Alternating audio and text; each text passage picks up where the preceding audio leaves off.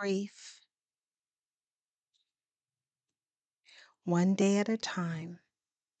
365 Meditations to Help You Heal After Loss by Alan D. Wolfett, PhD. July 8th. Without you in my arms, I feel an emptiness in my soul. I find myself searching the crowds for your face. I know it's an impossibility, but I cannot help myself. By Nicholas Sparks. It's natural to search for our loved ones who have died. We can't help ourselves. Our minds and hearts can't accept that they are really gone, so we look for them. And even when we're not actively keeping an eye out for them, we sometimes spot them, a glimpse of a cheek, a set of shoulders in the distance, a fall of hair from behind, a face in a car whizzing by. Our searching and yearning are part of our grief. We so very much want our special loved ones right here next to us.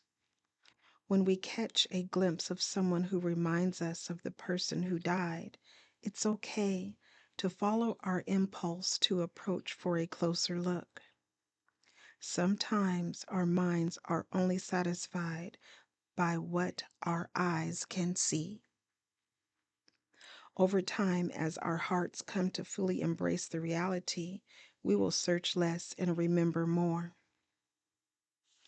The meditation reads, I am searching for you. I am yearning for you. When I see someone who reminds me of you, I will send that person a silent blessing. July 9th. Mistakes are the usual bridge between inexperience and wisdom. By Phyllis Theroux. We all make plenty of mistakes in life.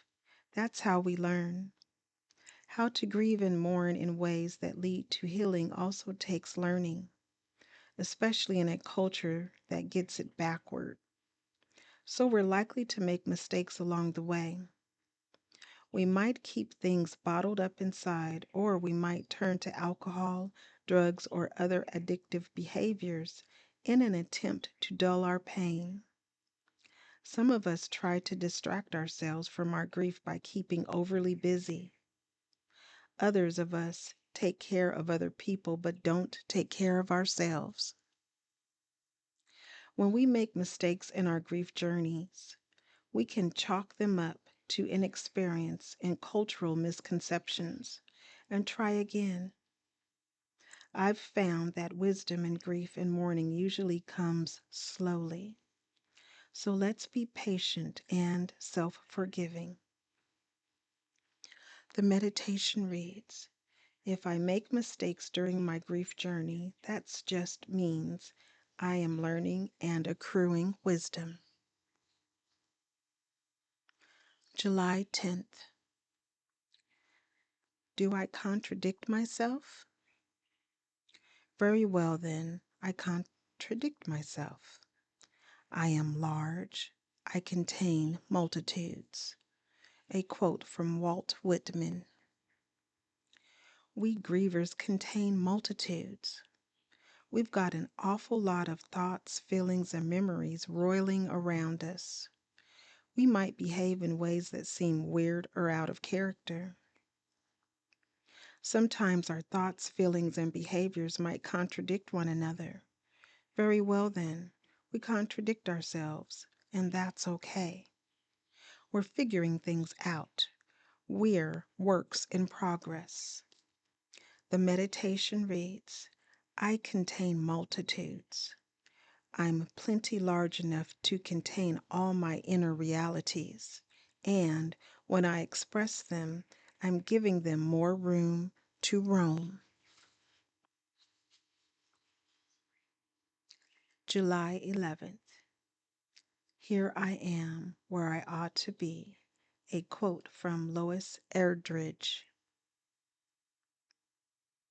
We are right where we need to be in our grief journeys. Whatever we're thinking and feeling is exactly what we need to be thinking and feeling. We often question if we're normal. We wonder if it's normal to have a certain thought or feel a certain feeling. We wonder if it's normal for grief to last as long as it's lasting. Rest assured, we're normal. You're normal, and I'm normal, if there is such a thing as normal. Given our unique circumstances, histories, and personalities, we're right where we ought to be. If we're feeling stuck or in despair, we only need remember that active mourning will get us going again. The meditation reads, "Where I am today is right where I ought to be." July 12th. The growth of understanding follows an exceeding spiral rather than a straight line. A quote from Joanna Field. At the beginning of our first great grief, we might have faith that things will only get better. Yes, it hurts so much we're not sure we can survive, but surely each day the pain will lessen until it eventually doesn't hurt anymore, right? And then we figure out that the pain gets worse before it gets better. Not only that, we learn that there's no straight line to healing. It's more like wandering around in the dark. When I feel like I'm getting lost in the darkness of my grief, I sometimes conjure this image of the spiral. A spiral is constantly doubling back on itself, covering the same territory, but it's also at the same time extending, it's going up, it's reaching new heights. As we climb the mountain of our grief, we're hiking the spiraling path that takes us to the summit. It's strenuous and rocky, and we're tired. And while the trails sometimes dip downward for a stretch in keeping with the terrain, it eventually and overall goes up. The meditation reads, "My grief does not follow a straight line to healing, but as it twists and turns, it does ascend." July 13th. Everyone at some point will suffer a loss. The loss of loved ones, good health, a job. It's your desert experience, a time of feeling barren of options, even hope.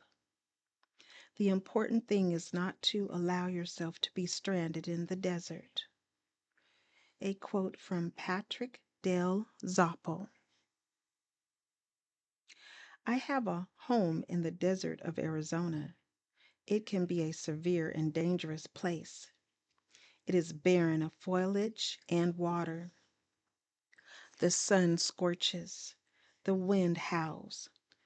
There is nowhere to hide. Our grief can feel like this, malevolent and unrelenting. But in my desert, as in the desert of our grief, there is also startling beauty. If I look closely, I will see tiny blooms where I thought there was nothing but barrenness. I will see the grandeur of the rock formations. I will notice the piercing blueness of the sky. Yes, grief is a desert experience. It is a life threatening journey, for if we do not actively mourn, we may be forever stranded there, dying while we are alive. Thank goodness for mourning. It brings us safely through. The meditation reads, "In the desert of my grief, I will be on the watch for bits of beauty. I will also keep moving by expressing my grief, for to stop for too long in the desert is to die while I am alive." July 14th. Faith is the bird that feels the light when the dawn is still dark. A quote by Rabindranath Tagore.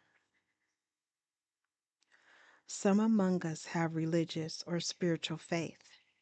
We believe that God or a benevolent great power is taking care of us, and no matter what happens here on earth, all is actually well.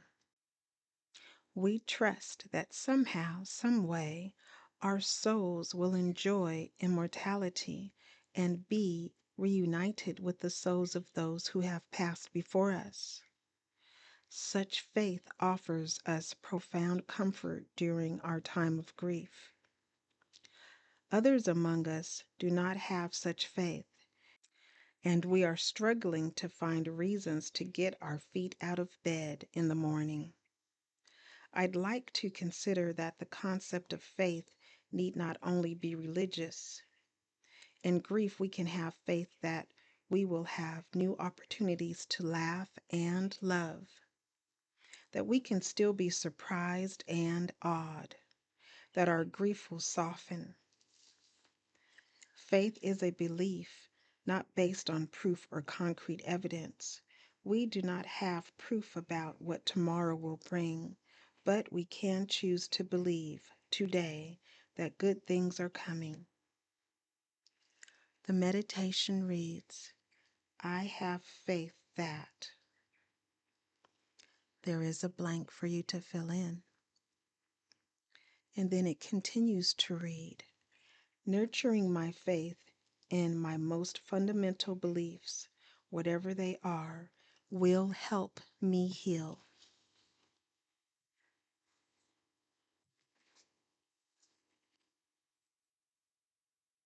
Please share, subscribe, like, and remember that you are not alone, one day at a time.